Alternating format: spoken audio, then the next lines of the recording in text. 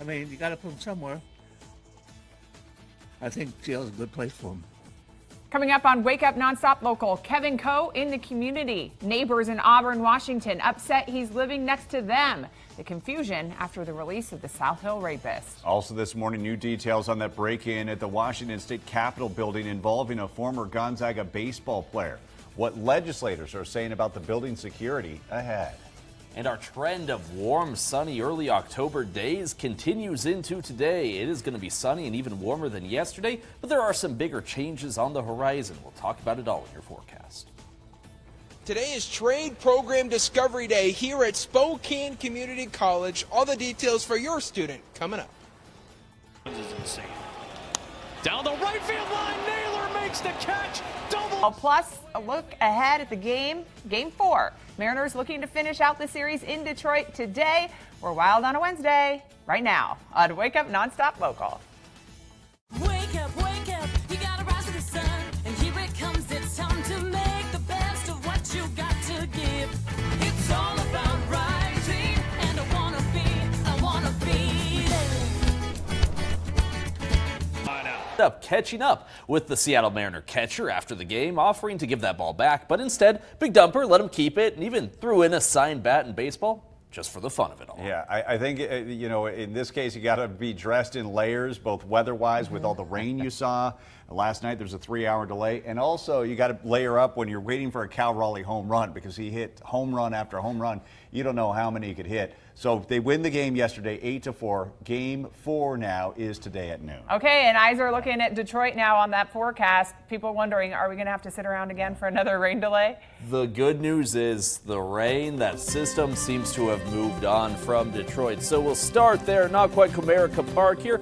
This is home Sun Field, we'll call it, though. We're talking baseball weather over in Detroit, and it is going to be a much better day today. Temperatures there a little bit cooler than what we have here in the inland northwest, but should be staying dry, so shouldn't have to worry about that delay. Low 60s for first pitch time, which is right around noon our time. A little bit later as the game's starting to wrap up, it'll get a bit cooler out there. Still should be fairly sunny, though, over into Detroit. They'll probably have a lovely sunset out there, too, as that game comes to a close. As for us here in the inland northwest, similar to the last couple of mornings, it is nice and clear out there today. Few weaker clouds up toward parts of north central Washington. Otherwise, not much to complain about right now. Again, a little bit chilly, but it is warmer than the last couple of mornings. Not by much, though, and don't let it fool you. It's still going to feel cold as you step out the door. 44 right now in Spokane, 38 into Coeur d'Alene. Deer Park and Colville are right at freezing right now. Compare that to the LC Valley or Orofino, where we're still in the low 50s. But let's take a little bit of a peek ahead here. Today, it is going to be another nice sunny day. Some late night showers after the sun goes down are possible into central Washington. Then things quiet back down into our Thursday. Still mostly sunny out there. Few more clouds could come in. And then Friday is when things really start to switch up. Temperatures start to get a little bit cooler on Friday, and that shower chance is going to pick up. But coming up, guys, we're going to talk more about those changes into the weekend, including how far that snow level is going to fall. Stay tuned for that. Okay, we'll see you then. Thank you. Well, South Hill rapist Kevin Coe is waking up in a group home in Auburn, Washington, where he's required to register as a sex offender. This is the latest picture of Coe from the King County Sex Offender Registry. Coe is listed as a level 3 sex offender in King County. That means he's at the highest risk to reoffend. Now, because of the conditions of his release, he will be on that list for the rest of his life. He's currently living at an adult family home. Now, we've since learned through court records that Coe is now living in Auburn, after the state originally said he'd be released to a home in Federal Way. Our partners at Cairo 7 report plans changed when the city of Federal Way pushed back. People in his new Auburn neighborhood say they're concerned. They got little ones across the street. They got little ones out down the street. You know, we don't need that here. And so, no, how do I feel about it? I'm really on guard. You know? I mean, you got to put them somewhere. I think jail's a good place for them. City of Auburn says they got no prior notice that Coe would be placed there. King County Sheriff's Office says it will address the move and what they're doing to keep people safe. We're learning new details about the man accused of breaking in and vandalizing the Washington State Capitol building Sunday night. Surveillance video shows a car had jumped the curb in front of the Rotunda building. Now, Washington State Patrol found that car 10 minutes later. Then, less than an hour after that, they found 29-year-old Gunnar Schubert leaving the building after being alerted by a fire alarm and the sound of broken glass. Authorities say that he knocked over several statues as well as burned a century-old priceless rug and American flags as well, also damaging several other historical artifacts. He appeared in court for his first appearance yesterday. Schubert has ties to Spokane and once played baseball at Gonzaga. Legislators now are considering higher security measures to make sure something like this doesn't happen again. Spokane Mayor Lisa Brown is looking to tackle public camping enforcement for people who live on the street. She wants to make adjustments to the home initiative engagement and enforcement ordinance. Now, that would include more specific language on how police engage with people who are homeless and camping. The mayor, as well as Spokane Police Chief Kevin Hall, announcing the launch of a daytime navigation center while giving context to some of the changes this ordinance could provide. The new language of this ordinance would be designed to give officers more judgment over when or if to make an arrest. Officers can leverage the arrest or their discretion not to arrest by directing people to and giving transportation to this facility. In many cases, that's what they need, is this facility and not jail. The police chief says that it does not mean the jail won't be utilized. He pointed to a data-driven model that identifies repeat offenders. They would be put in one of the jail's 10 dedicated beds. Councilman Zach Sapone says that the city council is waiting to receive a draft of Mayor Brown's ordinance, and once the changes are made, the city council will weigh in. Former FBI Director James Comey is expected to be arraigned today in Virginia. He was supposed to be arraigned tomorrow, but the case was moved up because of a busy court docket. Comey will be arraigned on one count of making false statements and one count of obstruction of justice. The alleged false statement coming from 2020 testimony before the Senate Judiciary Committee about the Trump-Russia investigation. Comey denying those allegations, posting on Instagram that the charges stem from standing up to the president. The arraignment starts at 7 o'clock this morning in about 20 minutes. Live look from Washington, D.C. right now, where the government shutdown continues this morning. The Trump administration now suggesting some federal workers won't get back pay. The president didn't elaborate on who would and would not receive payments, but this comes as the Trump administration says it's exploring mass layoffs. It depends on who we're talking about. I can tell you this, the Democrats have put a lot of people in great risk and jeopardy, but it really depends on who you're talking about. But for the most part, we're going to take care of our people. There are some people that really don't deserve to be taken care of, and we'll take care of them in a different way.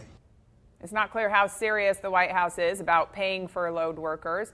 According to a Congressional Budget Office analysis, there are about 750,000 federal workers expected to be furloughed during the shutdown. The congressional stalemate continues as Democrats continue to push for the continuation of Obamacare subsidies after the end of the year, while Republicans want that done in a separate deal.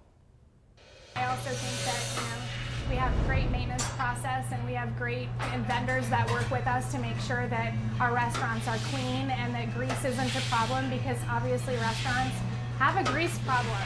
Frank's Diner is back open this morning after a grease fire earlier this week. The owner says she's thankful. Here's a live look at the Spokane Diner on Walnut and 2nd downtown. You can see they're open for business.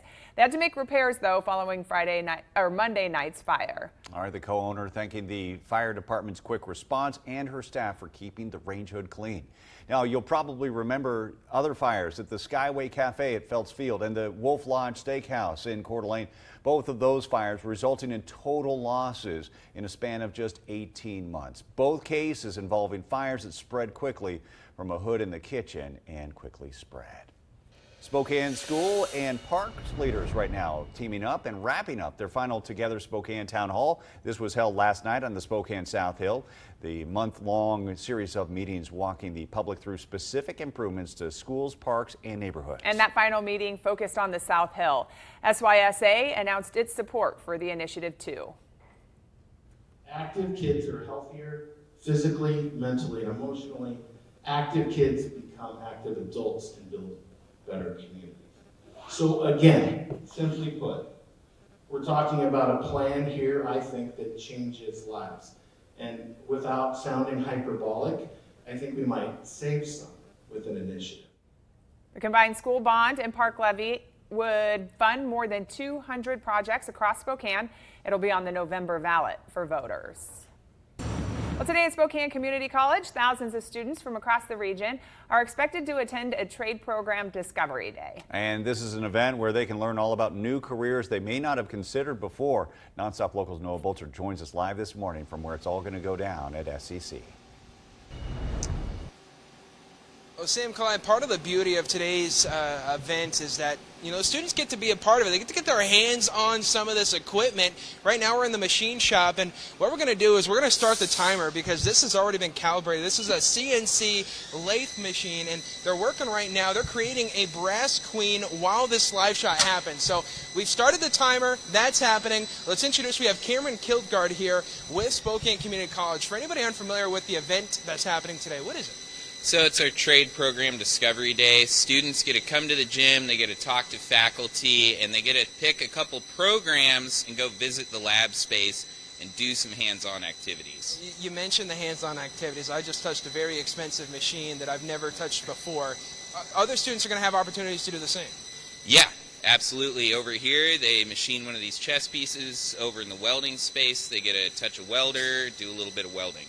Well, and Cameron, I've been asking this to everybody all morning, but can you just tell the people at home who haven't seen this event, what kind of faces, what are their reactions when some of these kids see the possibilities? Everybody's generally pretty excited. I mean, they're getting to do something hopefully they've never done before and walk away with a little bit of an idea of what they can do with their future.